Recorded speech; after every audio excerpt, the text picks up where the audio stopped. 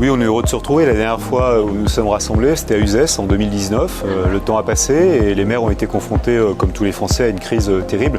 Donc le premier message, c'est de tirer tous les enseignements de cette crise et notamment de faire encore plus confiance aux maires et aux collectivités, en allant vers plus de décentralisation, en donnant les moyens et la liberté des maires de faire face quand il y a des crises de cette nature, et puis d'organiser aussi la relation entre l'État et les collectivités dans la durée.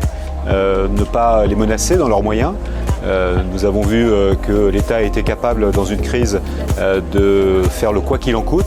Eh bien, il ne faudrait pas que demain, cette dette Covid, que l'addition, ça soit les collectivités qui la paient.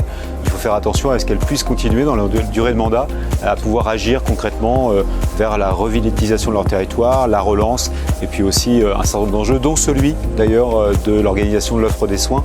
La question de la désertification médicale reste un sujet très présent dans nos territoires. Il y a dans nos collectivités beaucoup d'énergie, on ne manque pas d'air.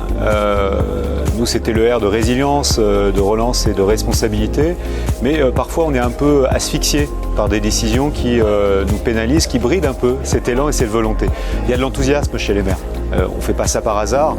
En général, on est là parce qu'on aime nos territoires, on aime les gens qui y vivent, on a envie de jouer la carte de l'attractivité. D'ailleurs, on voit une forme d'exode aujourd'hui métropolitain où beaucoup d'habitants des grandes villes décident aujourd'hui de poser leurs valises dans nos territoires et notamment les petites villes.